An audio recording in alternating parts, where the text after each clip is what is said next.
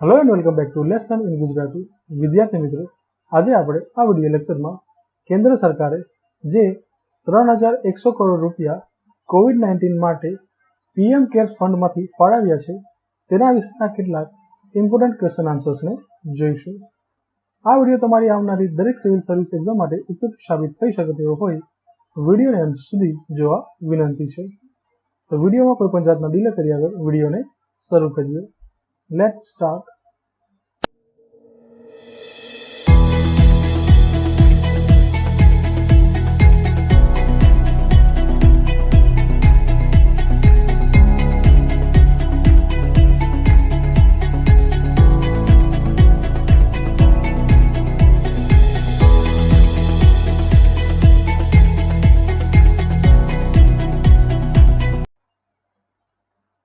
સર્વપ્રથમ ક્વેશ્ચનની વાત કરવામાં આવે તો પીએમ કેર્સ ફંડ ટ્રસ્ટ ક્યારે બનાવવામાં આવ્યું હતું?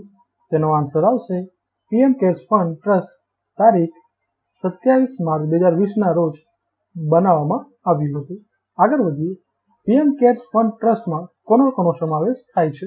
તેનો આન્સર આવશે પીએમ કેર ફંડ ટ્રસ્ટમાં સર્વપ્રથમ તેનું નેતૃત્વ વડાપ્રધાન મોદી કરે છે તથા તેમાં અન્ય સભ્યોમાં ગૃહપ્રધાન, સંરક્ષણ પ્રધાન તથા નાણામંત્રીનો સમાવેશ કરવામાં આવ્યો છે।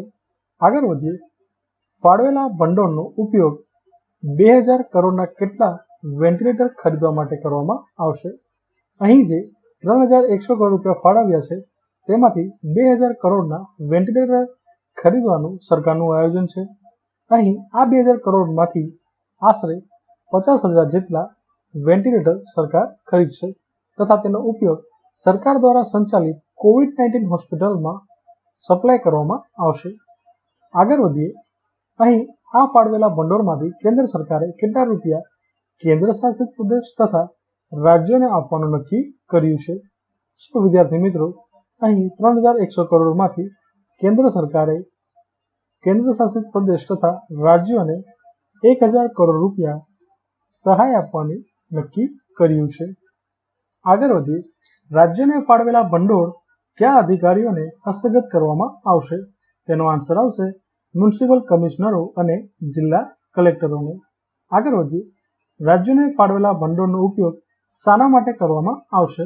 તેનો આન્સર આવશે તેનો ઉપયોગ ખાદ્ય પદાર્થોની વ્યવસ્થા, પરિવહનની વ્યવસ્થા ઉપરાંત માઇગ્રન્ટ્સ કે જો સ્થળાંતર કરી રહ્યા છે તેઓની તબીબી સારવાર આપવા માટે કરવામાં આવશે।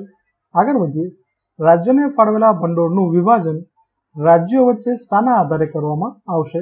તેનો આન્સર આવશે આ 1000 કરોડ રાજ્યોમાં તેમની 2011ની વસ્તી ગણતરીના આધારે તથા COVID-19 દ્વારા અસરગ્રસ્ત લોકોની સંખ્યાને આધારે વિભાજિત કરવામાં આવશે।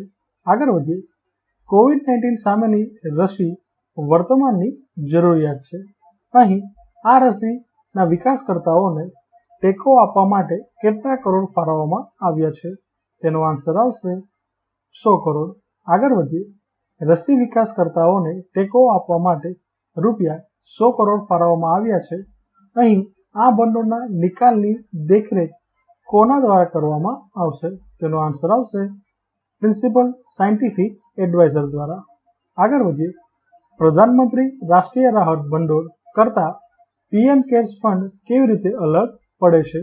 તેનો આન્સર આવશે પીએમ કેર્સ ફંડ COVID-19 પરિસ્થિતિને સમર્પિત ફંડ તરીકે જાહેર કરવામાં આવ્યું હતું, જ્યારે બીજી તરફ વડાપ્રધાન રાષ્ટ્રીય રાહત ભંડોળે તમામ કુદરતી આફતો માટે બનાવવામાં આવ્યું હતું।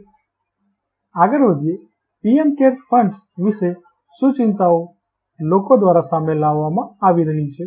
તેનો આન્સર આવશે અહીં પીએમ કેર ફંડમાં ભારતના CAG એટલે કે કમ્પ્ટ્રોલર ઓડિટર જનરલને ભંડોળનું ઓડિટ કરવાની મંજૂરી આપવામાં આવી ન હતી।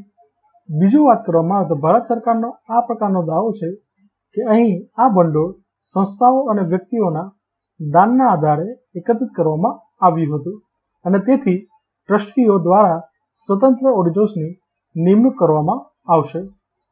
વિદ્યાર્થી મિત્રો, આ હતા કેન્દ્ર સરકાર દ્વારા પીએમ કેર ફંડમાંથી જે COVID-19 માટે 3100 કરોડ ફાળવવામાં આવ્યા છે તેને લગતા કેટલાક અગત્યના ઇમ્પોર્ટન્ટ ક્વેશ્ચન આન્સર્સનો વિડીયો. આ વિડીયોની પીડીએફ તમે અમારા યુટ્યુબ ચેનલના ડિસ્ક્રિપ્શન બોક્સમાંથી જઈને ડાઉનલોડ કરી શકો છો. આ વિડીયો જો પસંદ પડે તો લાઈક અને શેર કરવાનું ભૂલશો નહીં તથા હજુ સુધી તમે અમારી ચેનલને સબસ્ક્રાઇબ ના કરી હોય તો અહીં તેને સબસ્ક્રાઇબ કરી શકો છો. આ ઉપરાંત અમારી યુટ્યુબ ચેનલના બીજા ઇન્ટરેસ્ટિંગ વિડીયો તમે અહીંથી તથા અહીંથી જોઈ શકો છો. આ વિડીયો જોવા માટે તમારો ખૂબ ખૂબ આભાર. જય હિન્દ. વંદે માતરમ.